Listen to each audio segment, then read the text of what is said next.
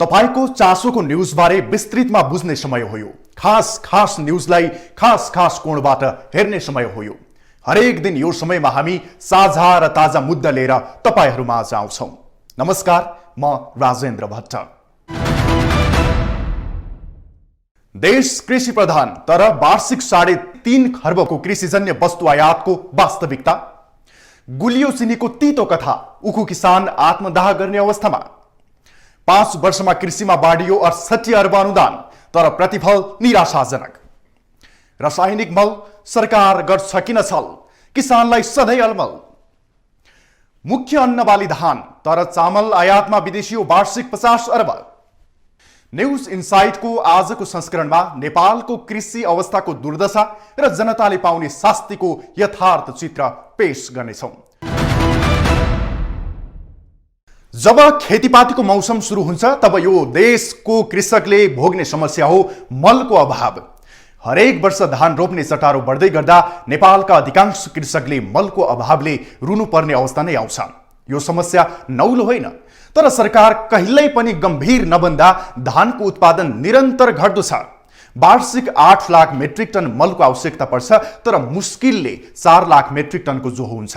हरेक वर्ष किसानले 4 लाख मेट्रिक टन मल तस्करीको बाटो भित्र्याएर भए पनि खेत रोप्छन्। तर यो अवस्था कहिलेसम्म सरकार किसानलाई रुवाउँदा त्यसको असर कहाँसम्म पर्छ भन्ने पनि बुझ्न नसक्ने कृषि मन्त्रालयको के काम भन्दै किसानहरूले आक्रोश मिश्रित प्रश्न गर्न थालिसकेका छन्। नेपाली कृषकका लागि हरेक वर्ष शास्तिको विषय बन्छ मल। सरकारले कृषकका लागि समयमै मल उपलब्ध नगराउँदा यो समस्या हरेक वर्ष दोहोरिँदै आएको छ।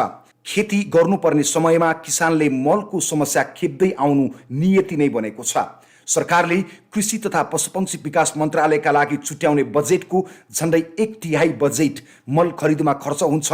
नेपालमा कुन खाद्य तत्त्व भएको रासायनिक मल कति परिमाणमा आवश्यक पर्छ भन्ने एकिन तथ्याङ्क नभए पनि अनुमानित वार्षिक झन्डै 8 लाख मेट्रिक टन रासायनिक मल खपत हुन्छ। तर सरकारले सहज रूपमा र समयमै मल उपलब्ध गराउन नसक्दा मलका लागि किसान हारगुहार गर्दै आएका छन्। कृषि उपकरण, कीटनाशक औषधि, उन्नत बिउ बिजन र मल खादको अभाव नेपाली किसानका विशेषता नै बनेका छन्। समस्या यह है, खेती बाड़ी के समस्या है, खाद नहीं मिल रहा है। इंडिया से 10,500 चोरा नुका के लाबे छिए जना तना दै छिए। सएह समस्या खेती बाड़ी के समस्या छै बड़का। जतेक देबाक चाही से नहीं भेट रहल छै, कनिए के भेट रहल छै। ओइमे किसान की करतै, केना करतै, नहीं करतै। पानियो समय पर नहीं पड़ि रहल छै। एकटा मशीन के जे पंचायत से कोनो व्यवस्था हेबाक चाही से तक ने पंचायत दे रहल। माने 1.25 बीघा खेत को 30-35 हजार टका 40 हजार लगाने लग गया। खाद आना पड़े नूर गोविंद से वो पुर से, वो में पुलिस मार डंगा पीट होल पीट है। 10 किलो 5 किलो के माथा पर ढोइ के आने छी, कोनो भाजे सक्सेस अपन काम कनी मनी क्या रहल छी। नेपालमा सन् 1950 को दशकबाट भारत र रुसबाट रासायनिक मल आयात सुरु। सरकारले सन् 1973-74 सालबाट मलमा अनुदान दिन थालेपछि प्रयोगमा वृद्धि। सन् 1997-98 मा अनुदानमा रोक, सन् 2008-9 देखि पुनः अनुदान दिन सुरु। पछिल्लो 7 वर्षमा सरकारले मल खरिदका लागि मात्रै करिब 80 अर्ब बढी रकम खर्च। नेपालमा हरेक वर्ष 8 लाख मेट्रिक टन रासायनिक मल आवश्यक, तर वार्षिक सरदर 4 लाख मेट्रिक टन मात्रै आयात हुँदै। भारत र चीनबाट हुने मल तस्करीबाट समेत कृषकले खेती चलाउँदै। भन्नका लागि कृषि प्रधान मुलुक हो यो। राजनीतिक दलहरूको चुनावी घोषणा पत्र र कार्यक्रममा किसानका लागि धेरै शब्द खर्चिएको पाइन्छ। सरकारले पनि प्रभावकारी कदम चाल्ने भन्दै धेरै पटक प्रतिबद्धता जाहेर गरिसक्यो, तर किसान हरेक वर्ष पुरपुरुमा हात लगाउन विवश छन्। आपूर्तिकर्ताले समयमा मल उपलब्ध गराउन नसक्नु र मलका लागि समयमै स्रोत पनि सुनिश्चित हुन नसक्नुले किसानलाई समयमै मल उपलब्ध गराउन ढिलाइ भएको सरकारी पक्ष पनि स्वीकार गर्छ। 4 लाख मेट्रिक टनको लागि हामीलाई जुन मूल्य आवश्यक पर्छ, जुन रकम आवश्यक पर्छ, त्यो हामीलाई वर्षको सुरुमा नै सुनिश्चित भइदियो भने हामीसँग हरेक महिनाको लागि कति मल चाहिन्छ, कुन प्रकारको मल चाहिन्छ भन्ने हामीसँग क्यालेन्डरहरू बनाछौँ। तर त्यो अनुसार चाहिँ स्रोत सुनिश्चित नहुँदाखेरि हामीलाई उपलब्ध बजेट जति हुन्छ त्यसको सीमामा रहेर हामीले टेन्डर कल गर्नुपर्ने हुन्छ, जसको कारणले गर्दाखेरि अनि र त्यसमा पनि यो विभिन्न कारणले गर्दाखेरि समयमा मल आपूर्तिकर्ताले मल ल्याउन नसक्दाखेरि हाम्रो यो सप्लाई क्यालेन्डरै पुरै बिग्रेको छ। रासायनिक मलको विकल्प मानिएको प्राङ्गारिक तथा कम्पोस्ट मललाई प्रवर्धन गरी रासायनिक मलको निर्भरतालाई कम गर्न सरकारले तदारुकता देखाउन आवश्यक भइसकेको छ। त्यसो गर्न सके माटोको उर्वरा शक्ति जोगिने मात्र नभई ठूलो धनराशि बाहिरिनेबाट पनि रोकिनेछ। यस्तै हरेक वर्ष भोग्नुपर्ने मल अभावको नियतिबाट पनि मुक्ति मिल्नेछ। कृषि प्रधान देश नेपालमा 60% भन्दा बढी जनसङ्ख्या कृषि काममा संलग्न रहेको सरकारी तथ्याङ्कले नै देखाएको छ। नेपालको जनसङ्ख्याको ठूलो हिस्सा कृषि पेशामा भए पनि कृषिजन्य उत्पादनमा परनिर्भरता बढ्दै गएको छ। कृषिजन्य वस्तुको आयातका लागि नेपालले विदेश पठाउने रकम वार्षिक 3 खर्ब भन्दा माथि पुगेको छ, जसले कृषि प्रधान देशको अवस्थालाई गिज्याइरहेको छ। हरेक सरकारको गुलियो र आकर्षक नारा बन्छ आत्मनिर्भरता, तर सरकार किसानलाई मल पनि दिन सक्दैन। कृषि क्रान्तिको ठूला नारा फलाक्छ सरकार, तर दुःख लाग्दो पाटो आकाशतिर हेरेर खेती गर्नुपर्ने अवस्थाबाट अझै माथि उड्न सकेका छैनन् नेपाली किसान।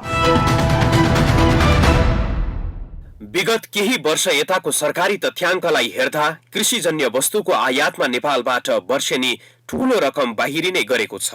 नेपालमा उत्पादन हुने कृषिजन्य वस्तुले स्वदेशी मागलाई धान्न नसकेपछि नेपालबाट आर्थिक वर्ष 2078-79 मा मात्रै 3 खर्ब 41 अर्ब 51 करोड रकम कृषिजन्य वस्तुको आयातका लागि बाहिरिएको छ।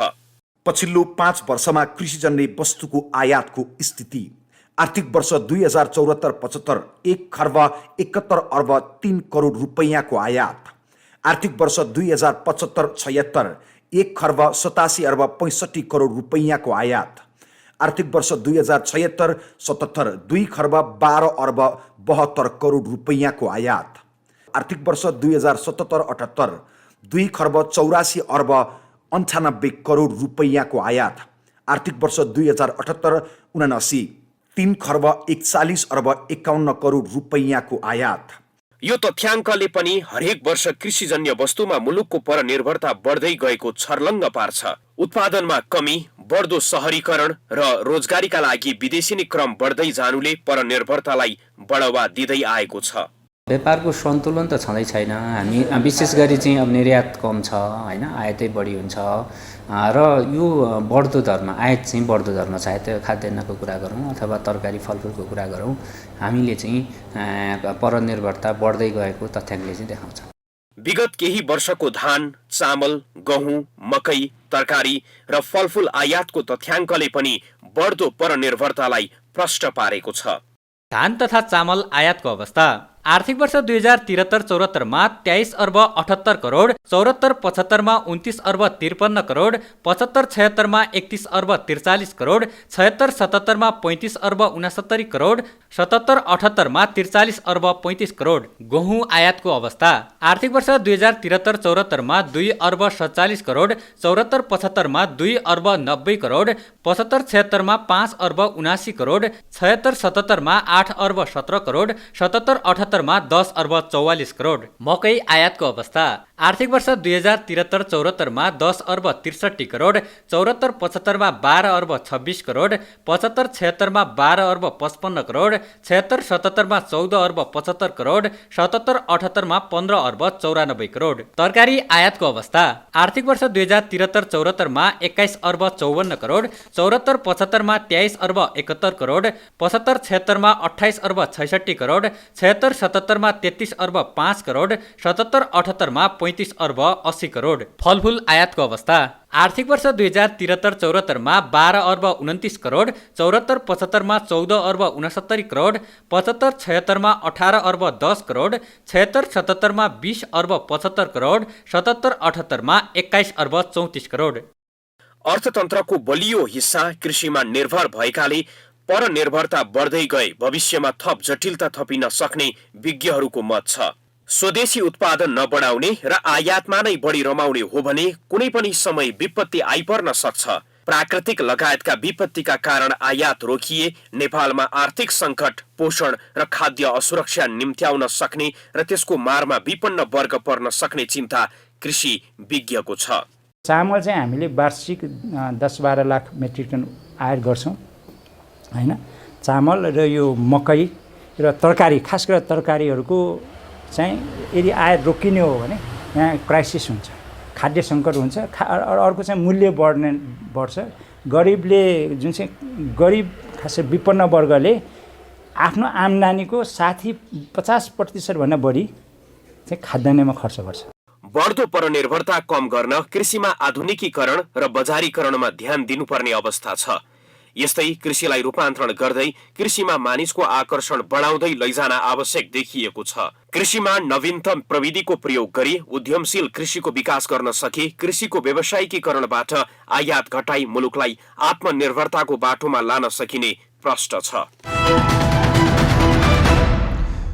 2042 साल अघिसम्म नेपालले धान चामल बेच्थ्यो। धेरै देशलाई दुःख पर्दा धान चामल सहयोग पनि दिन्थ्यो।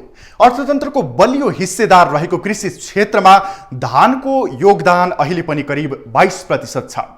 धानको उत्पादन बढ्दा होस् वा घट्दा यसले देशको अर्थतन्त्रमा ठूलो असर पार्ने भएकोले धानको उत्पादनमा हुने गडबडले कुल गृहस्थी उत्पादन र धान तथा चामलको आयात समेत प्रभाव पर्ने गर्छ। नेपालमा धानको उत्पादन बढ्दै गएको भए पनि धान तथा चामलको आयातका लागि नेपालले वर्षेनी झण्डै 50 अर्ब रुपैयाँ विदेश पठाउने गरेको छ। धान चामलमा 40 को दशकको मध्यदेखि आयातको कथा सुरु भयो। यो दर अझै बढ्दा मुलुकमा व्ययभार बढ्दो छ। थोरै प्रयास गरे धान चामलमा नेपाल आत्मनिर्भर बन्ने अवस्था छ, तर भएका प्रयास पनि कमजोर छन्। नेपालमा खेतीयोग्य जमिनको करिब 14,70,000 हेक्टरमा विभिन्न प्रकारका धान बाली लगाइन्छ। हाल प्रति हेक्टर प्रति टन 3.8% उत्पादकत्वको आधारमा 14,70,000 हेक्टरबाट 55 लाखदेखि 56 लाख मेट्रिक टनसम्म उत्पादन भइरहेको सरकारी आँकडाले देखाउँछ। धान खेती हुने जग्गा मध्ये 30% मात्र सिंचाई सुविधा पुग्नु र 70% आकाशे पानीकै भरमा खेती हुनुले पनि पर्याप्त धान उत्पादन हुन सकिरहेको छैन। नेपाल धानमा आत्मनिर्भर बन्न करिब 65 लाख मेट्रिक टन धान वर्षेनी चाहिन्छ, तर हाल नेपालले उत्पादनको करिब 20% अझै आयातमा निर्भर पर्नुपर्ने अवस्था छ। 2078-79 मा 47 अर्ब रुपैयाँ बराबरको धान आयात गरेको छ। बढ्दो जनसङ्ख्या, शहरीकरण र खानपानको शैलीका कारण धान तथा चामलको आयात वर्षेनी बढ्दै गएको छ। हाम्रो उत्पादनले 100% त हाम्रो उत्पादनले यो जति माग छ त्यसलाई धान्न त सकेको छैन, तर पनि हाम्रो नेपालीहरूको यो उपभोग गर्ने यो जुन बानी छ त्यसमा आएको परिवर्तन, जनसङ्ख्या बढेको कारण केही मात्रामा चाहिँ केही मात्रामा विदेशबाट आयात भएको देखिन्छ।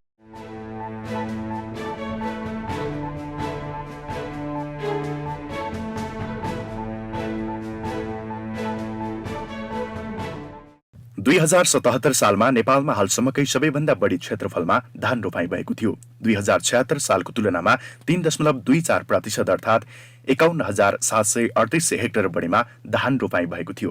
समयमै पानी पर्नु र कोरोना भाइरस कोभिड-19ले मानिसहरू ग्रामीण भेगमा केन्द्रित भएका कारण धान रोपाईमा सकारात्मक प्रभाव परेको थियो, जसको कारण 79% क्षेत्रफलमा रोपाई भएको थियो, जसको कारण उत्पादनमा पनि सकारात्मक प्रभाव परेको थियो। तर यसपछिको अवस्था सोही वर्षको झैं रहेन। त्यसमाथि कृषिमा आधुनिकीकरणको अभाव र अर्कोतिर खेतीयोग्य जमिन बाँझो बन्दै जानुले पनि धानको उत्पादनमा कमी आउँदै गएको छ। यसको दोषी नीति निर्माताहरू नै रहेको विज्ञहरूको आरोप छ। अहिले हामीसँग भएको पोल्टामा भएको पनि हामीले खसालेको अवस्था हो र भुइँको पनि टिप्न नसकेको अवस्था हो हैन। यसको सम्पूर्ण अब्जस चाहिँ पोलिसी मेकरहरूले लिनुपर्छ र विशेष गरेर आयातित पोलिसीहरूलाई जबरजस्त रूपमा नेपालमा चाहिँ अवलम्बन गर्न खोजेको कारणले गर्दा चाहिँ हाम्रो कृषि चाहिँ अहिले न चाहिँ हाँस न चाहिँ भँगेराको चालमा गुर्जिरहेको छ। देशको प्रमुख अन्नबालीको रूपमा रहेको धानमा आत्मनिर्भर बनाउन सरकारको तर्फबाट नै गम्भीर प्रयास भएको पाइँदैन। धानको उत्पादन दोब्बर बनाउने प्रतिबद्धता व्यक्त गर्ने सरकारले पर्याप्त सिँचाइ, मलखाद, बिउ बिजनको समस्यातर्फ ध्यान नै दिन नसक्नु नै मुख्य कमजोरी बनेको छ। यस्तै यान्त्रिकीकरणको अभाव र प्रतिकूल मौसमका कारण पनि धान उत्पादनमा लक्ष्य अनुसारको प्रतिफल प्राप्त हुन सकेको छैन। तपाईलाई न्यूज इनसाइटमा पुनः जोड्नेछौं। नेपालमा 19,31,000 परिवारले 84,000 हेक्टरमा तरकारी खेती गर्ने गरेका छन्। तरकारीका लागि मौसम, माटो र वातावरण अनुकूल भए पनि देशभित्रको उत्पादनका लागि भने बजार पनि सहज छैन। त्यसमाथि मागे जति उत्पादन नहुँदा वर्षेनी 30 अर्ब बढी रुपैयाँ तरकारी आयातको नाममा विदेशिने गरेको छ। नेपाली बजारको करिब आधा हिस्सा आयातित तरकारीको रहेको छ। नेपाली तरकारी विदेश जाँदा क्वारेन्टाइनको लफडा भोग्नुपर्छ, तर विदेशबाट नेपाल आउने तरकारी बिना रोकटोक सोझै काठमाडौँ आइपुग्छ। नेपालले गत आर्थिक वर्षमा 35 अर्ब 80 करोड रुपैयाँ बराबरको तरकारी आयात गरेको थियो। यी तरकारीहरू छिमेकी मुलुक भारत, चीन, बङ्गलादेशका साथै अस्ट्रेलिया, युगान्डा, सिङ्गापुर, इन्डोनेसिया लगायत समुद्र पारीका देशहरूबाट आयात भएको हो। यसरी आयात हुने तरकारीमा मुख्यतः आलु, प्याज र लसुन रहेको छ।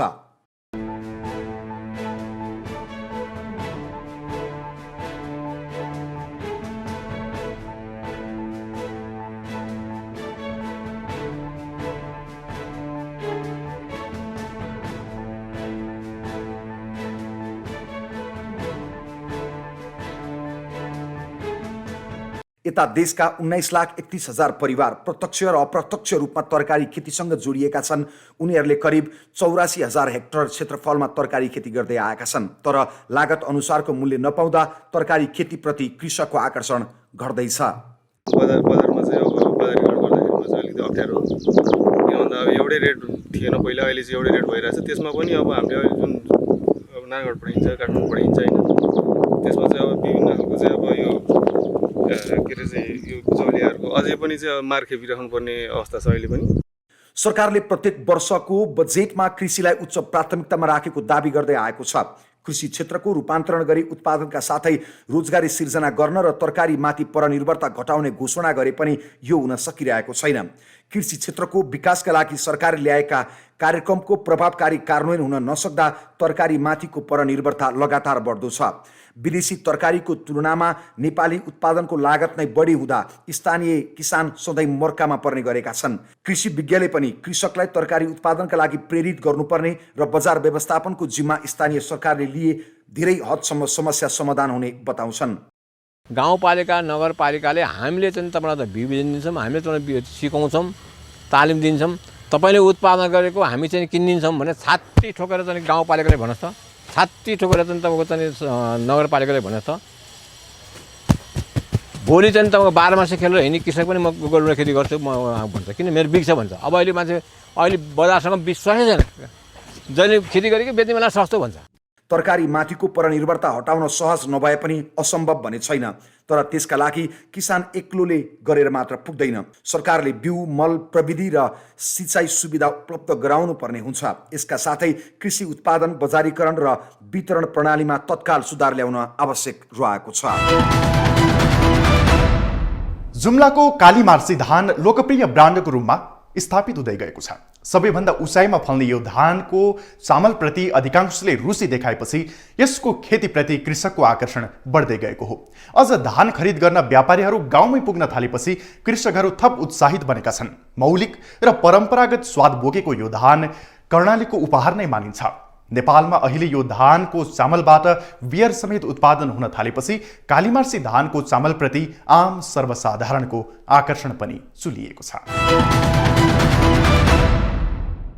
जुम्लाको चन्दननाथ गाउँपालिकामा लहलहाउँदो कालीमार्सी धानका बाला हेरेर यहाँका कृषक दङ्ग छन्। केही वर्ष अघिसम्म धान खेतीप्रति खासै आकर्षण थिएन जुम्ली किसानको, तर विवादमा मुछिएको एक मेडिकल कलेजका सञ्चालकले तत्कालीन प्रधानमन्त्री केपी शर्मा ओली र माओवादी अध्यक्ष पुष्पकमल दाहाललाई मार्सी चामलको भात खुवाएको फोटो सामाजिक सञ्जालमा भाइरल भएपछि अहिले मार्सी चामल ब्रान्ड नै बनेको छ।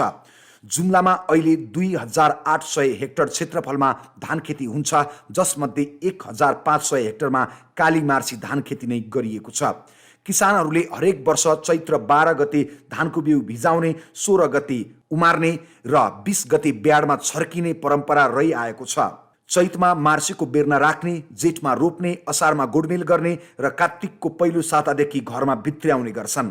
सबैभन्दा उच्च स्थान, विश्वकै उच्च स्थान छुमचौरमा पनि खेती भइरहेको हुनाले हाम्रो पहिचान बोकेको छ यो धानले, र यो धानलाई यसरी हाम्रो पहिचान बोकिरहेको धानलाई हामीले मास्नु हुँदैन र यो धानलाई अलिकता प्रमोट गर्नुपर्छ। हिमा र तातोपानी गाउँपालिकामा यो लक्षित वर्ग कार्यक्रम अन्तर्गत हामीले धानको बिउहरू वितरण गरेका छौँ। जुम्लामा काली मार्सी धानको इतिहासबारे विभिन्न मान्यताहरू रहेका छन्। एक थरीले अरू कुनै धान नफलेपछि करिब 700 वर्ष अघि बाबा चन्दननाथले भारतको कश्मीरबाट बिउ ल्याएर रोप्दा धान फलेको र त्यसपछि जुम्लामा काली मार्सी धानको खेती गर्न थालिएको बताउँछन्। यसै गरी अर्को थरीले तातोपानी गाउँपालिकामा कन्या आमाको गर्भबाट अवैध रूपमा जङ्गलमै जन्माइएका र जङ्गलमै हुर्किएका लक्ष्यालकृति असाधारण व्यक्ति भएको र उनले काली मार्सी धान पत्ता लगाएको किम्वदन्ती छ। मार्सीको इतिहास जे जस्तो भए पनि यसको चामलको पौष्टिकतालाई लिएर सबैले प्रशंसा गरेका हुन्छन्। मिठो र पोषक धानको रूपमा अहिले यो परिचित भएको छ।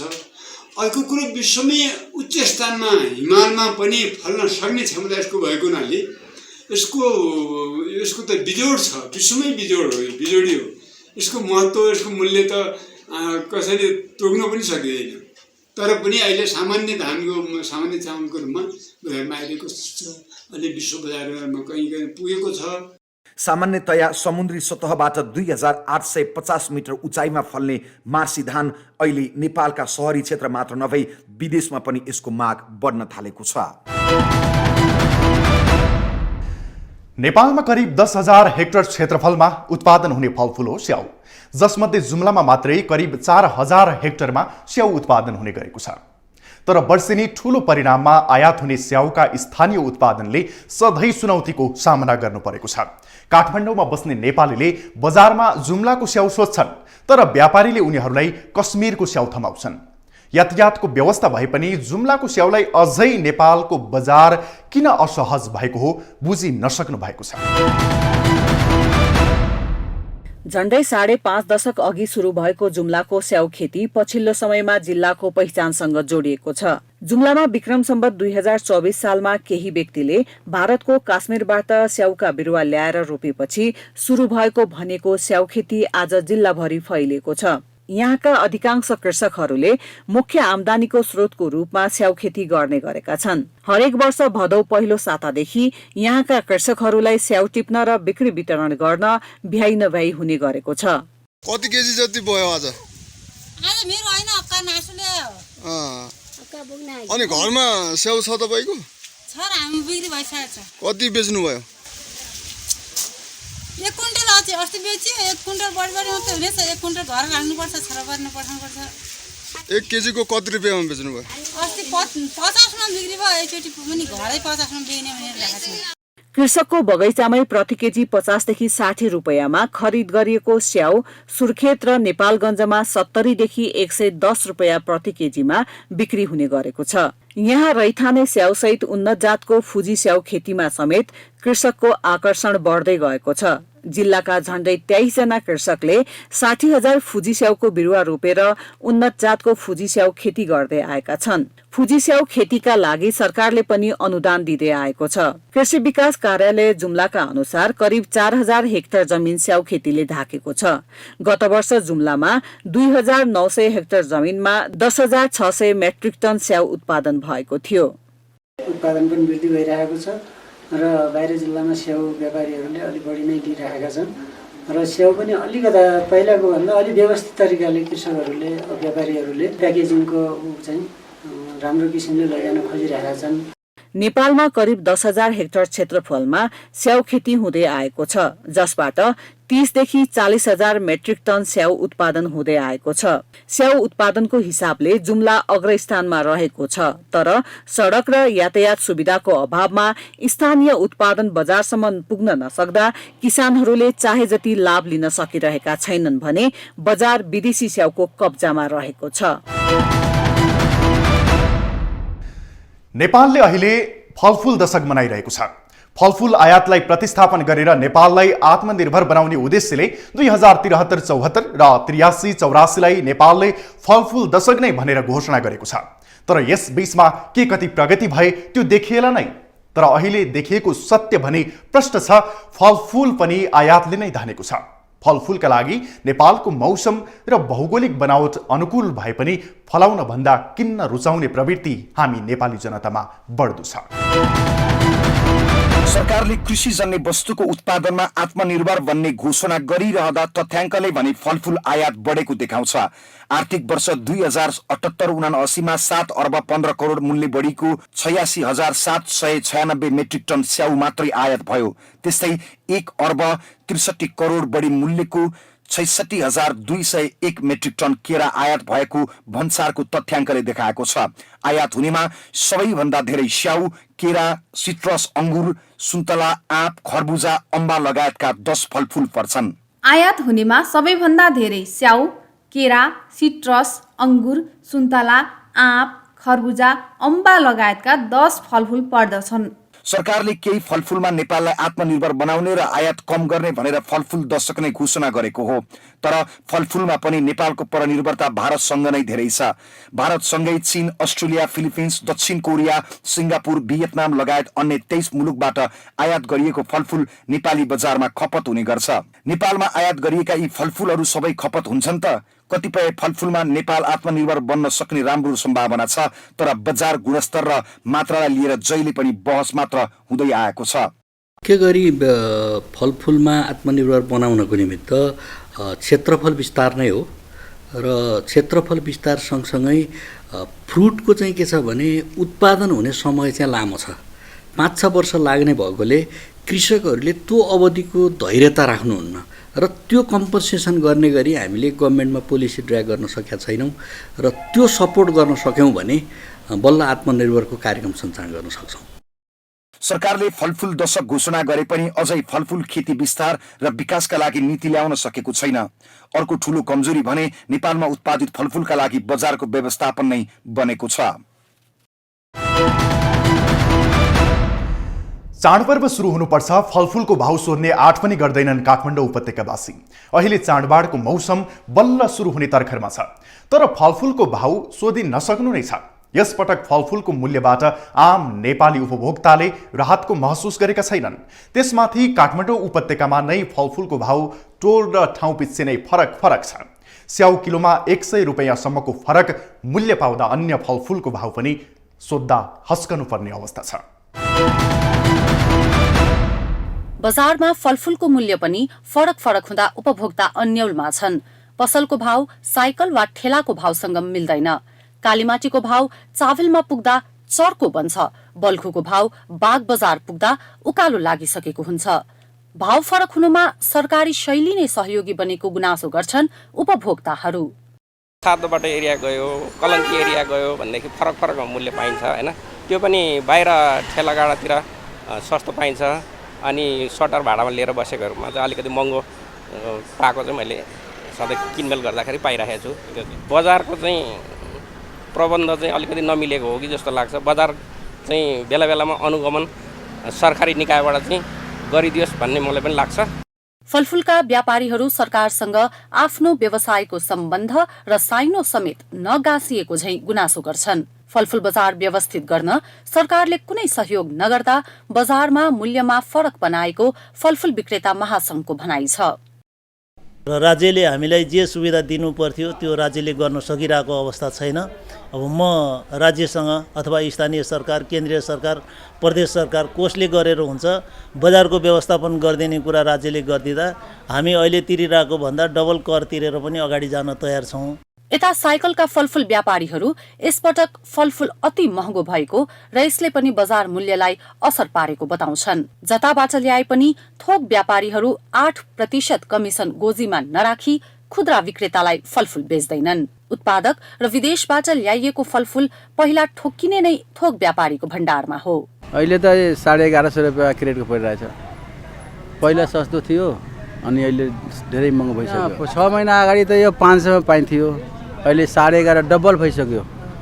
उसमा अनि 10 रुपियाँ खान गाह्रो छ। लास्ट टाइममा 1-2 दर्जन हुन्छ नि, लास्ट टाइममा छनावटा हुन्छ, त्यो 10-20 रुपियाँ त सस्तोमा दिएर पठाइदिनु पर्यो नि, अनि राख्यो भने त फेरि बिग्रेर जान्छ। अहिले पहिलाको भन्दा अहिले अलि बढेर आइरहेछ। तपाईँ गाडी भाडा यो पेट्रोल डिजेलले गर्दा चाहिँ अलिकति माथि भइरहेछ, 10 रुपियाँ 15 रुपियाँ माथि नै भइरहेछ अहिले। हामीलाई कमिसन आउँछ, तपाईँको 8% नै हामी कमिसन हिसाबले बेच्ने हो होइन, त्यस्तो धेरै चाहिँ छैन। ठेला र साइकलमा बेच्नेहरूका लागि काठमाडौँको कोठा भाडा महँगो भएको तर्क सुन्नुपर्छ। पसलेहरू सटर भाडा महँगो भएको गुनासो गर्छन्। पेट्रोलियम पदार्थमा निरन्तर भएको मूल्य वृद्धिले फलफूल महँगो बनेको दावी व्यवसायीको छ, तर बिचौलिया कतै भेटिन्नन् र देखिन्नन्, जसको कारण बजार महँगो बनिरहेको छ। सरकारलाई फलफूलतिर हेर्ने फुर्सद नै छैन र यी सबैको एक मुष्ट मार उपभोक्ताको टाउकोमा बज्रिँदै आएको छ। अब कृषि क्षेत्रमा केन्द्रित रहेर हाम्रा सहकर्मी स्नेह झाले कृषि अभियन्ता बालकृष्ण देउजासँग गरेको कुराकानी हेरौँ। बाल्यकालको जुन तपाईँको अनुभव रह्यो, बुवा बाजेहरूले कृषि कर्म गरेको, त्यो अनुभवले तपाईँले कृषिमै लाग्नुपर्छ भन्ने बतायो वा अरू पेसातिर जाउँ भन्ने कहिले लागेन? अब कृषि चाहिँ तपाईँको एउटा आधारभूत कुरा भयो होइन। त्यस भएर हाम्रो चाहिँ परम्परादेखि हाम्रो खेत छ, बारी छ, गोठ छ, त्यहाँ वस्तुपालन छ, त्यही कुरासँग सिप छ, त्यही जानेको छ भनेपछि त्यसलाई चटक्क छोडेर अन्त जाने कुरा भन्दा पनि अरू व्यवसायहरू अरू कुराहरू पनि बाहिर गरिन्छ नै, स्वाभाविक भयो। त्यसमा मात्र सबै पुरै समय त लगाइन, तर पनि त्यो चाहिँ मूल पेसा भएको हुनाले मूल पेसाबाट मान्छे चाहिँ त्यतिकै सबै छोड्न चाहिँ कि त्यस्तो एउटा चाहिँ त्यसबाट सम्बन्ध विच्छेद हुने कुनै त्यस्ता दुर्घटनाहरू हुनु पर्यो, होइन भने चाहिँ त्यसबाट विच्छेद हुने कुरा चाहिँ गरिरहेको चिजबाट विच्छेद हुन अलिक गाह्रै हुन्छ होला। त्यही भएर हामी चाहिँ परम्परादेखि हजुरबुवादेखि गर्दै पनि आएको र हामीले पनि गरिरहेछौँ। हाम्रो देशमा किसानहरूको जुन वर्गीकरण छ नि, ठुला मझौला साना किसान, तपाईँ आफूलाई कुन वर्गको किसान म साना किसान हो एकदमै। हामी चाहिँ त्यो ठुला किसानहरू होइन, हामीसँग जग्गा जमिनहरू पनि एकदमै थोरै कम छ पहिलादेखि नै पनि। हाम्रो त्यो ठाउँ पनि त्यस्तै छ, अलि ठाउँ चाहिँ उर्वर तर थोरै थोरै जग्गाहरू सबैको सिन्धुपाल्चोकको कुन ठाउँ? मेलम्ची भनेपछि अब यो सिन्धुपाल्चोक आफैमा पनि विपदग्रस्त क्षेत्र भनेर भनिन्छ, त्यसमा पनि तपाईँ तटीय क्षेत्र भनेपछि त झन् उच्च जोखिममा छ होला। एकदमै तपाईँ पनि यो जोखिमको शिकार हुनु भएको छ तपाईँको? बिल्कुलै बिल्कुलै। मेरो पनि खेतहरू सबै नै लग्यो। मेरो भाइको एउटा घर बगायो, जग्गा जमिनहरू सबै लग्यो। अब लगभग हामी त्यहाँ धेरै धेरैको चाहिँ जमिनहरू चाहिँ धेरै बगाए। कहिलेको बाढीमा? यो गत वर्षको बाढी छ, असार 1 गते आएको गत वर्षको बाढीले धेरै ठुलो क्षति, त्यहाँ त अरबौँको क्षति भएको छ। त्यो खोला चाहिँ यति धेरै तपाईँको चाहिँ धान फल्ने खोला हो। सिन्धुपाल्चोक जिल्लाकै त्यो चाहिँ खाद्य बालीका हिसाबले एकदम आत्मनिर्भर, त्यहाँको मान्छेहरू चाहिँ किसानको मात्र नजरले हेर्दा धनी मान्छेहरू बसोबास गरेको। काठमाडौँका धनाढ्य मान्छेहरूले पनि त्यहाँको चामल लिएर आएर, खास गरी बासमती चामल, खुमलचार, पोखरेली भन्ने चामलहरू लिएर आएर यहाँ खाने गरेको। पहिला मान्छेहरू चाहिँ अब साना किसानहरू हुँदाखेरि अब अलिक गरिबी हुँदाखेरि पनि आफूले बरु बजारको चामल किनेर लिएर आएर भए पनि अलिक मूल्य बढी पाउने हुनाले आफ्नो चामलहरू बेच्ने, त्यो चाहिँ काठमाडौँमा बेच्ने गरेको त्यस्तो चाहिँ ठाउँहरू। त्यहाँ टिप धानहरू चाहिँ त्यहाँबाट चाहिँ काठमाडौँ आउँथ्यो। तर अहिले चाहिँ यो वर्षबाट बाढीको कारणले लगभग त्यहाँ त्यो जो मान्छेले धान बिक्री गर्थे, जसले चाहिँ खुमलचार बासमती धानहरू बेचेर काठमाडौँका चाहिँ धनाढ्य मान्छेहरूलाई चाहिँ उनीहरूले मन पराउने खानाहरू खुवाउँथे, आज तिनै मान्छेहरू चामल किनेर खाने अवस्थामा पुगेको छ। कतिको क्षति भयो? मेरो आफ्नै क्षतिको कुरा गर्दा त मेरो त्यही 7-8 रोपनी जति माल मैले लगाएको थिएँ। अब त्यो सबै हिसाब गर्दा 50-60 हजारको नोक्सानी हो धानकै हिसाबले, मूल्य हिसाब गर्दा। सबै खर्चहरू कटाएर होइन, त्यो बेलामा त धान मात्र नोक्सान भयो। त्यतिखेर धान मात्र लगाएको थियो, तर खास त्यो 3 बाली हुने ठाउँ हो, 3 कमाइ हुन्छ। धान, गहुँ, त्यस पछाडि फेरि धान, 2 कमाइ धान, त्यसपछि गहुँ। तपाईँले आफूलाई साना किसान भन्नुभयो भनेपछि निर्वाहमुखी या भनौँ न आफ्नो परिवार पाल्नका लागि, आफूले खानका लागि मात्र उत्पादन? खास खाद्यान्न बाली चाहिँ हामी त्यहाँको सबैको त्यस्तै नै हो। अब गत वर्षहरूमा चाहिँ त्यसबाट आफूलाई पुगेर पनि मैले अघि नै भने धानहरू धेरै बेच्ने थियो। पछिल्लो समय भएपछि त्यो उत्पादन घट्दै गएको थियो। त्यसपछि अब नदीले बगाएपछि त स्वाभाविक ढङ्गले अब त्यहाँ चाहिँ लगभग मान्छे कैयन मान्छेहरू त सुकुम्बासी नैमा परिणतै भइसकेको स्थिति छ। त्यस्तो अवस्था हो। त्यसो भएर त्यो चाहिँ एकदमै व्यावसायिक हिसाबले ठुल्ठुलो खेतीहरू होइन, आफ्नो घर परिवार धान्न, घर परिवार चलाउनका लागि चाहिँ बाहिरबाट खाद्यान्न किन्नुपर्ने अवस्था लगभग अधिकांशको थिएन। आफ्नो कमाइले आफूलाई खान पुग्थ्यो नै।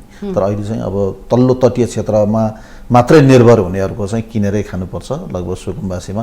अब लाल पूर्जामा जमिन छ, तिर्ने हिसाबले तिर्न सकिन्छ, तर जमिन चाहिँ छैन, उर्वरताको हिसाबले जमिन छैन, त्यहाँ खेतीपाती गर्न सकिँदैन।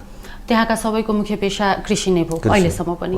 त्यस हिसाबले त त्यो समस्त ठाउँकै पनि यो बाढीबाट खेतग्रस्त भएपछि, यो विपदमा परिसकेपछि त एक हिसाबले जीविकोपार्जनमा नै ठुलो प्रभाव पार्यो होला, प्रतिकूल प्रभाव पार्यो होला। एकदमै प्रभाव परेछ। कैयन मान्छेहरू चाहिँ अब त्यहाँ बस्न नसक्ने भएर मान्छे हिँडे पनि, अब कैयन मान्छेहरू बसिराखेकै अवस्था छ। अब तर पनि मान्छेलाई अहिले पनि आश, सरकारले त्यो चाहिँ नदीलाई आफ्नै बहावमा हिँडाउला, भोलि चाहिँ त्यो जग्गाहरू बन्ला, त्यहाँ फेरि हामी खेतीपाती गरेर बसौँला भनेर आफ्नो थाकथलहरू छोड्न मान्छेलाई गाह्रो हुने हुनाले अब अन्त पनि कहाँ जाने, कसरी तुरुन्तै भन्ने बित्तिकै त सबै परिवारै उठाएर लिएर गएर पनि त बाँच्नु पर्यो, त्यो आधारहरू तयार छैन, त्यसबाट त्यस्तो गर्न सकेको अवस्था छैन।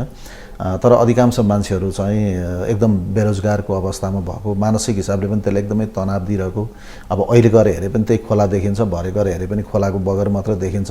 हिजो धान झुल्ने फाँटहरू, अब घर चाहिँ हिजो घर भएको ठाउँ आज बगर भएको छ, त्यसबाट त्यसको चाहिँ मानसिक पीडाहरू एकदमै छ। अब यो झट्ट हेर्दाखेरि चाहिँ आर्थिक समस्याहरू जसरी देखिन्छ, यो सँगै मान्छेको मानवीय समस्याहरू, मानसिकतामा त्यसले पर्ने चोट, त्यसको असर, त्यसबाट उत्पन्न हुन सक्ने भोलि मानसिक रोगको कुरा नै गर्ने भने पनि मलाई लाग्छ त्यसको चाहिँ एउटा रूप चाहिँ प्रकट हुन्छ जस्तो लाग्छ। अहिले समस्या नै छ। भनेपछि त तपाईँले भनेको जस्तो विकराल परिस्थिति होइन, एक किसिमको तनावको कुरा गर्नुभयो, तपाईँले आफ्नो ठाउँको मात्र उदाहरण दिनुभयो, तर यो अवस्थाबाट त सम्भवतः देशभरिका किसान गुज्रिरहेका होला होइन। तपाईँ त आफू किसान अभियन्ता पनि हो, धेरै ठाउँका किसानहरू भेट्नु भएको छ होला होइन, कस्तो छ अन्यत्रका किसानको अवस्था, कस्तो देख्नु भएको छ? तपाईँहरूको भन्दा फरक छ कि उस्तै हो, के देख्नु भएको छ? होइन, अब किसानहरूको अवस्था सबैतिर उस्तै नै समस्याहरू हुन्। समस्या चाहिँ अब त्यसका प्रकृतिहरू फरक भए पनि मूलत समस्याहरू एउटै खालकै समस्याहरू छन् नै। अब खेतीपातीहरू पनि अब खोलाको छेउछाउमा, अब खोल्साहरूको छेउछाउमा तिनै ठाउँमा हुने भयो, किनभने सिँचाइको स्रोत त त्यही हुन्छ। त्यसो भएर अब कुनै न कुनै बेला बाढीहरू आउँछन्, कुनै न कुनै बेला आएको बाढीले त्यो चाहिँ बाली नालीहरू क्षति गर्छ, जग्गा जमिनहरू बगाउँछ। त्यस पछाडि केही समयपछि फेरि खोलो आफ्नो बहावमा जान्छ, फेरि त्यसलाई बनाउनु पर्यो, केही समयपछि फेरि बगाउँछ। अब यस्ता चिजहरू चाहिँ अब प्रायः सबै ठाउँमा हुने नै गर्छन्। र किसानहरूका समस्या चाहिँ लगभग सबै जहाँ हामी पुग्यौँ देख्यौँ तीतिर हेर्दाखेरि सबैको चाहिँ मानसिक चेतनाका हिसाबले पनि, आर्थिक अवस्थाका हिसाबले पनि, आफ्नो उत्पादन र बजारसँगको सम्बन्धका हिसाबले पनि, हरेक हिसाबले समस्या लगभग मोटामोटी एउटै प्रकृतिको समस्या देख्छु भने सबैतिर। तर यो विपदमा परेर बाढी होस् वा सुक्खा होस्, खडेरी होस् होइन, यो खेतीपातीमा भएको क्षतिको मूल्याङ्कन गरेर सरकारले क्षतिपूर्ति पनि त दिने गरेको छ नि होइन? अब क्षतिपूर्ति दिने गरेको छ, त्यो चाहिँ त्यही बेलामा तत्कालीन अवस्थामा सरकारले घोषणा गरेकै जस्तो एउटा घर बनाउनलाई बाढीबाट विस्थापित भइसकेकाहरूलाई चाहिँ घर बनाउनलाई 3 लाख रुपियाँ दिने भन्ने चाहिँ परिपत्र थियो होइन, त्यो कुरा थियो। त्यो कुरा अहिलेसम्म पनि तपाईँ कसैले पनि घर बनाउन सकेका पनि छैन, अधिकांश मान्छेहरूले त्यो रकम पनि प्राप्त गर्न सकेका छन्। अब आवासको लागि त चाहिँ सहयोग प्राप्त हुन सकेका छैन सरकारबाट भने, अब त्यसको चाहिँ बाढीले बगाएर लिएर गएको जमिनबाट भएको जमिनमा जुन क्षति भयो त्यो क्षतिको क्षतिपूर्ति होला भन्ने के अपेक्षा गर्न सकिन्छ? अब यत्रो चाहिँ धेरै ठाउँहरूको समस्याहरू छन्, हाम्रो बारेमा पनि सोच्दै होला भनेर पर्खिरह्यो भने कहिले पनि सुनाइ नहुने। त्यो भएर अब हाम्रो संस्कृति चाहिँ अब यो बाध्य भएर पनि दबाब दिने पर्ने खालको, अब अलिकति सडकमै आउनुपर्ने खालका यस्तो खालको परिस्थिति चाहिँ कहिले पनि अन्त नहुने भयो। कसरी कृषि गर्ने भन्ने सिपका बारेमा पनि जानकार हुन सक्छ। मूल समस्या भनेको चाहिँ बजार र उत्पादक बीचको सम्बन्ध छ नि, उपभोक्ता र उत्पादक बीचको सम्बन्ध चाहिँ धेरै ठुलो दूरी छ। त्यो दूरीका कारणले गर्दाखेरि चाहिँ किसानहरूले उत्पादन गरेका वस्तुको चाहिँ उचित मूल्य प्राप्त गर्न सकेको अवस्था छैन।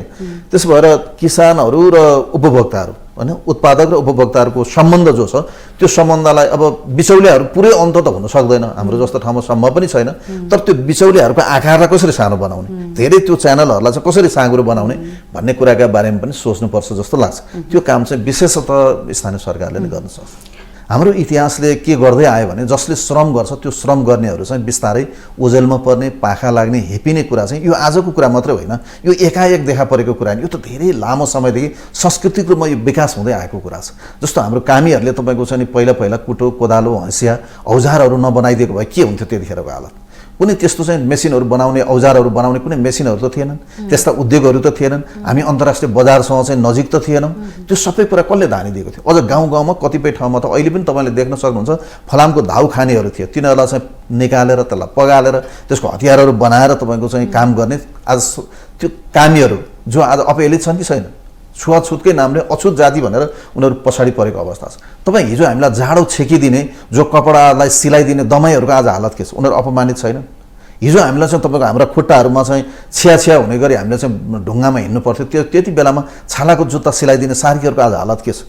त्यो जुत्ता कारखानाहरू आज कसले बनाउँछ, कसले निर्माण गर्छ, कपडाहरू कसले सिलाउँछ, कसले निर्माण गर्छ? त्यही पेसा गर्ने आज त्यो छाला जुत्ताका कारखानाका मालिकहरू कति सम्मानित छन्? उनीहरूप्रतिको मान्छेको हेराइ के छ? अनि त्यही गार्मेन्ट चलाउने मान्छेहरूप्रतिको हेराइ के छ? अनि त्यही तपाईँको चाहिँ फलामको औजार बनाउने मालिकहरूप्रतिको हेराइ के छ भनेपछि तपाईँको चाहिँ यो कुरा चाहिँ बिस्तारै हाम्रो समाजले नै श्रमप्रति व्यवस्था गर्ने, श्रम गर्नेहरू अपहेलित हुने जो परम्पराको विकास हुँदै आयो नि, यसको परिणाम हो यो कृषिमा पनि भन्ने लाग्छ। कृषि त श्रम गर्ने कुरा हो नि, त्यसबाट श्रम गर्ने मान्छेहरूमा जो चाहिँ अलिकति अपहेलित हुने जे संस्कार छ त्यसले पनि मान्छेहरू चाहिँ श्रममा जानलाई, किसान क्षेत्र कृषि क्षेत्रमा जानलाई चाहँदैन। र चाहिँ तिमी के बन्छौ भन्यो भने एउटा नानी कसैले पनि बाबुले कसैले नानी बाबु पढ्ने मान्छेले म असल किसान बन्छु, ठुलो किसान बन्छु पनि भन्दैन, बरु पाइलट बन्छु भन्ला, डक्टर बन्छु भन्ला, इन्जिनियर बन्छु भन्ला, होइन कुनै चाहिँ म आइटी अफिसर बन्छु भन्ला, तर किसान बन्छु भन्दैन, किनभने त्यो चाहिँ अपहेलित रूपमा लामो समयदेखि बन्दैन। तपाईलाई न्यूज इनसाइटमा पुनः जोड्नेछौँ। देश कृषि प्रधान, बहुसंख्यक जनता कृषिमा आत्मनिर्भर, तर मुलुक किनेर नखाई अघाउँदैन। खेतबारी बाँझो राख्नेलाई सरकारले कारवाही गर्ने कानुन बनाएको छ, तर खेतबारी बाँझो राखेर युवाहरू विदेशमा पसिना बगाउन जाने प्रवृत्ति बढ्दो छ। धानलाई प्रमुख बाली मान्ने नेपालले हरेक वर्ष 50 अरब रुपैयाँ बराबरको त धान चामल मात्रै खरिद गर्दै आइरहेको छ। पशुजन्य र बालीजन्य उत्पादनलाई समेटेको कृषि क्षेत्रले देशको कुल गृहस्थी उत्पादनमा 24.90% योगदान पुर्याएको छ। कुल जनसङ्ख्याको 60.4% जनसङ्ख्या प्रत्यक्ष तथा अप्रत्यक्ष रूपमा कृषिमा संलग्न छन्। अर्थतन्त्रको बलियो मेरुदण्डको रूपमा रहेको कृषि क्षेत्रको आधुनिकीकरण, कृषि उपजको उत्पादकत्व वृद्धि र बजारीकरणमा सरकारले ध्यान नपुर्याउँदा मुलुक उत्पादनमा नभई आयातमा रमाउँदै आएको छ। देशको कुल जनसङ्ख्याको करिब 2/3 जनसङ्ख्या जीविकोपार्जनका लागि कृषिसँग जोडिएको छ। कृषि क्षेत्रको आधुनिकीकरण, व्यावसायिकता र आत्मनिर्भरताका विषय सरकारको नीति तथा कार्यक्रममा मात्र होइन, राजनैतिक दलका चुनावी घोषणापत्र र नेताका भाषणमा पनि प्रष्ट झल्किन्छ। 2068 सालको तथ्याङ्क अनुसार नेपालमा 38,31,000 कृषक परिवार छन्। नेपालमा कृषि योग्य जमिन 31 लाख हेक्टर रहेको भए पनि 25 लाख हेक्टरमा कृषि कार्य हुँदै आएको सरकारी तथ्याङ्कले देखाउँछ। कृषि उपजले ढाकेको भूभागको प्रदेशगत विवरण। प्रदेश नम्बर 1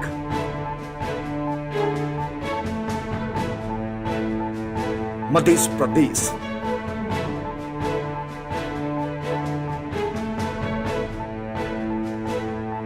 बागमती प्रदेश,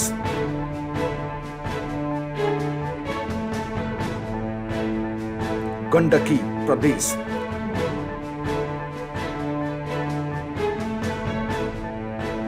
लुम्बिनी प्रदेश,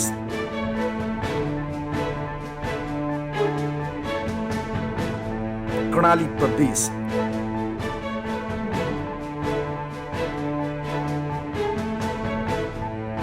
सुदूर पश्चिम प्रदेश,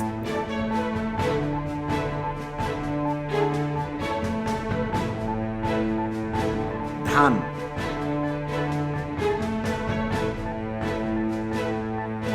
मकै,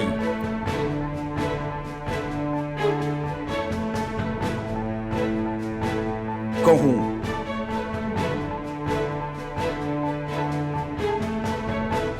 कोदो,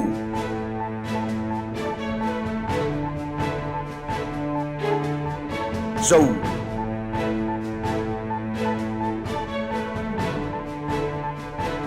फापर,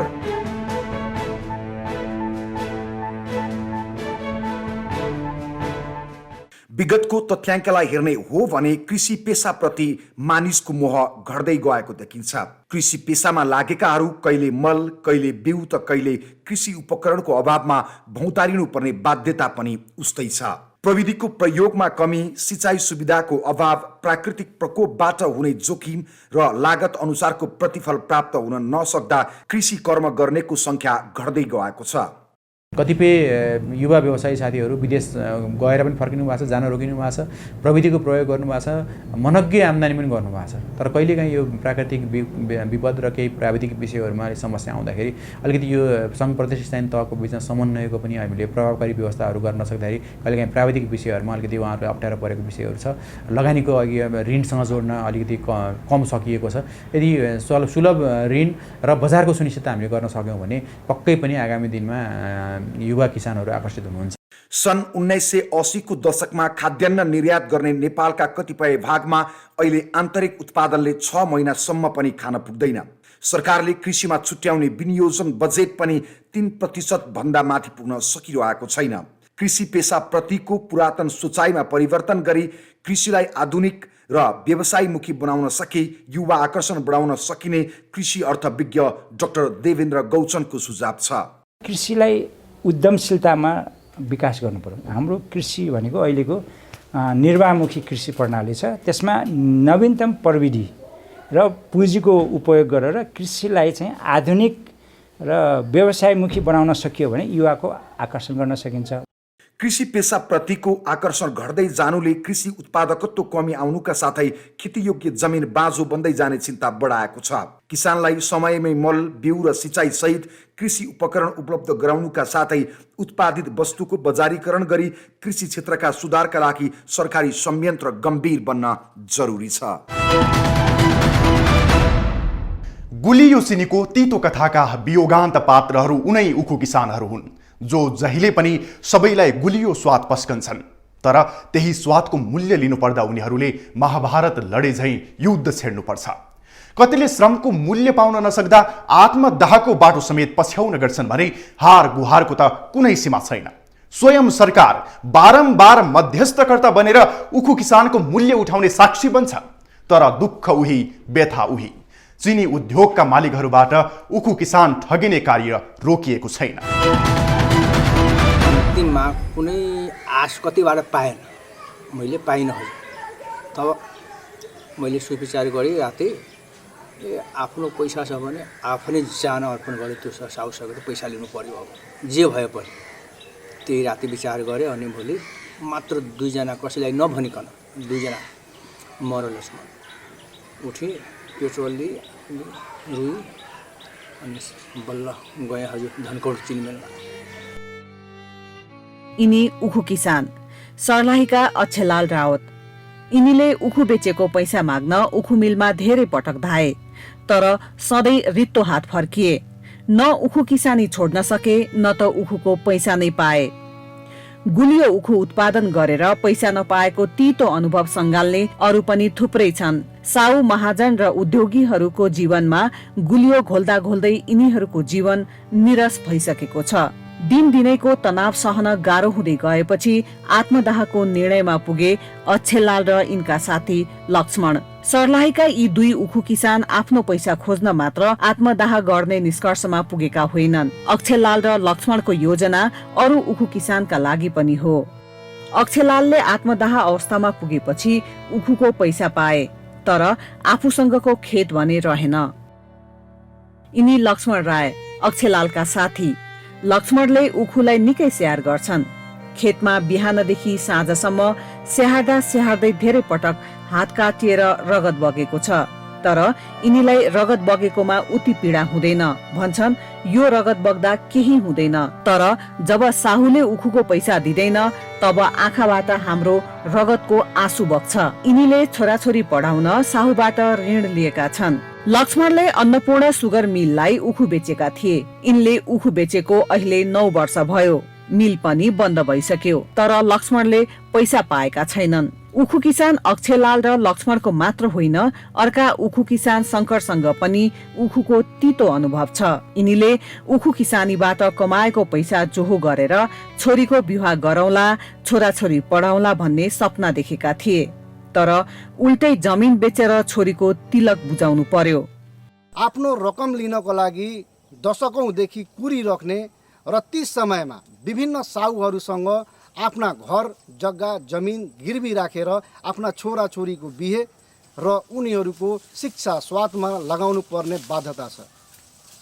वास्तवमा मध्य प्रदेश सरकार वा केन्द्र सरकारले यहाँका किसानहरूको आवाज सुन्ने हो भने उहाँहरूको समस्या पहिला नै समाधान हुनुपर्ने हो। तर हजारौं किसानको करोडौं रुपैयाँ बाँकी रहँदा पनि मध्य प्रदेश सरकार लगायत केन्द्र सरकारको पनि कानमा तेल हालेर बसेको अवस्था छ।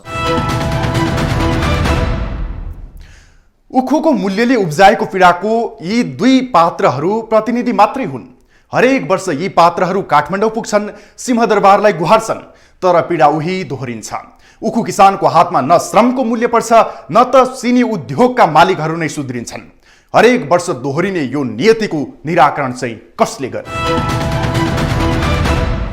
पसिनाको उचित मूल्य पाउन नसकेका उखु किसानहरू उद्योगीबाट निरन्तर ठगिँदै आइरहेका छन्। कृषि प्रधान देश भएकाले पनि कृषकको पक्षमा बोल्नुपर्ने सरकारी पक्ष मौन बसिदिँदा उनीहरू झनै मर्कामा पर्ने गरेका छन्, जसका कारण उखु किसान हरेक वर्ष पसिनाको मूल्य माग्दै सिंहदरबार धाउनु परिरहेको छ। कृषि तथा पशुपक्षी विकास मन्त्रालयको तथ्याङ्क अनुसार नेपालमा 41 जिल्लामा 71,625 हेक्टर क्षेत्रफलमा वर्षेनी उखु खेती गरिन्छ। यसमध्ये प्रदेश 1 र मध्य प्रदेशका 11 वटा जिल्लामा व्यावसायिक रूपमा उखु खेती गरिँदै आएको छ, जसबाट सरदर 49.67 मेट्रिक टन प्रति हेक्टर उत्पादकत्व सहित जम्मा गरी 35 लाख भन्दा बढी मेट्रिक टन उखु उत्पादन भएको देखिन्छ।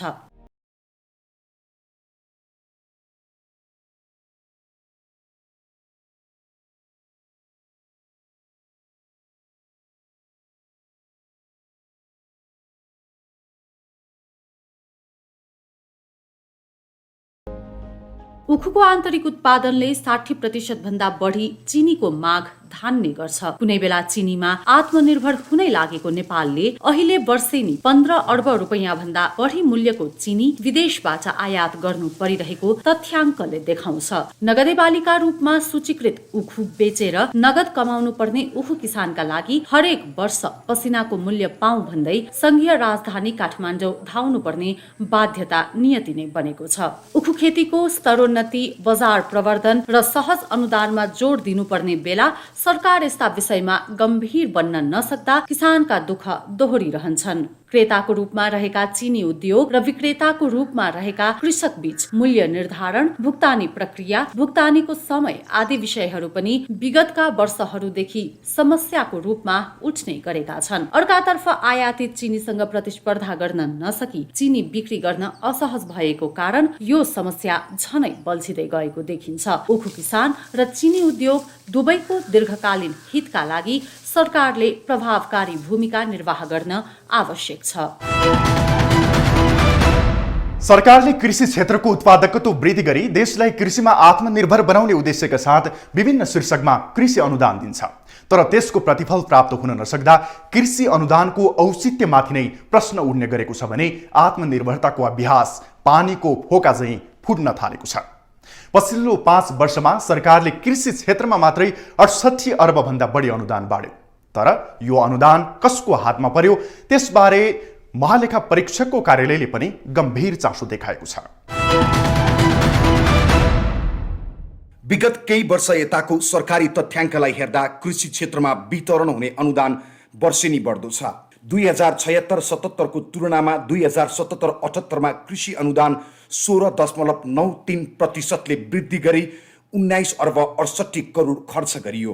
तर यही आर्थिक वर्षको उत्पादनको हिसाब किताब भने निराशाजनक रह्यो।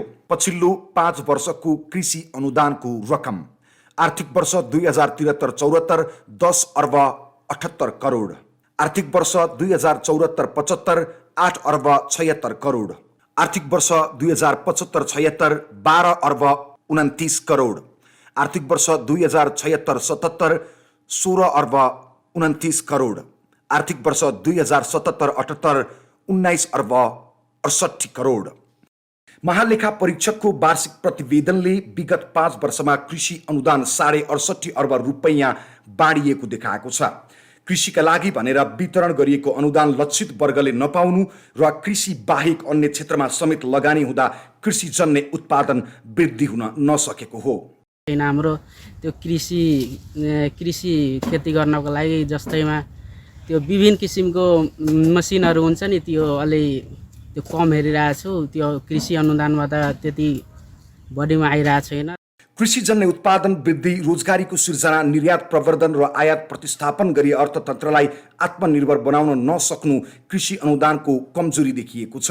अनुदान कार्यक्रम प्रभावकारी बन्न नसक्दा यसको औचित्यमाथि नै प्रश्न समेत उठाइएको छ। अनुदानले गर्दाखेरि कृषि क्षेत्रको विकासमा एउटा उल्लेखनीय योगदान गरेको कुरा पनि यथार्थ हो, तर कहीँ कतै निश्चित व्यक्ति समूह सहकारीहरूले लक्षित उद्देश्यभन्दा अलिक फरक गएर गर्नुपर्ने भन्दा जति कामहरू नगरेको वा अलिकति यो किसानको हामीसँग वास्तविक किसानको परिचय त्यो नभएको कारणले गर्दाखेरि पनि अब हामी अधिकांश किसान भन्ने सबैले किसानको नाममा निवेदनहरू दिएर अनुदान लिन खोज्ने प्रवृत्ति छ। कतिपय जानकारहरूले कृषि अनुदान खारेज गरी सहुलियत ऋणमा जोड दिनुपर्ने बताइरहँदा अर्को थरीले भने कृषि अनुदान बेगर नेपाली कृषक टिक्न सक्ने अवस्था नरहेको जिकिर गर्दै आएका छन्। कृषि अनुदान लक्षित वर्गले भन्दा पहुँचवालाहरूले पाउँदा त्यसको प्रतिफल सन्तोषजनक नरहेको विज्ञहरूको दाबी छ। कृषि अनुदानलाई सही सदुपयोग गर्न वास्तविक किसानको पहिचान र वर्गीकरण हुनुपर्ने र अनुगमनलाई पनि प्रभावकारी बनाउनु पर्ने आवश्यकता पनि औल्याउन थालिएको छ। सबभन्दा ठुलो कुरो किसानको पहिचानको मुद्दालाई महत्त्वपूर्ण ढङ्गले उठाउन जरुरी छ र दोस्रो कुरा चाहिँ यो अनुदानलाई एक हिसाबले अनुगमन गर्ने खालका संयन्त्रहरू चलायमान हुनु जरुरी छ र त्यो अनुगमन हुने संयन्त्रमा त्यो आफै झाँक्री आफै बोक्सी भएर चाहिँ अनुगमन हुँदैन। अनुगमन गर्ने संयन्त्रमा तपाईको त्यहाँ किसानका प्रतिनिधिहरू, त्यहाँ सम्बन्धित अन्य विभिन्न सरकारवालाहरू, मिडियाकर्मी लगायत त्यस्ता खालका संयन्त्रहरूको चाहिँ नि विकास गरेर अनुगमनलाई निरन्तर रूपमा अनुगमन गर्ने भने पक्कै पनि यस्ता खालका अनुदानहरूको दुरुपयोगको कुरा चाहिँ नियन्त्रणमा आउन सक्छ। कृषि अनुदान बाहेक कृषिका अधिकांश कार्यक्रममा अनियमितता औल्याइएको महालेखा परीक्षकको 59औं वार्षिक प्रतिवेदनले कृषि उत्पादन वृद्धि र आयात प्रतिस्थापन हुने गरी अनुदान नीतिमा पुनरावलोकन हुनुपर्ने सुझाव समेत दिएको छ।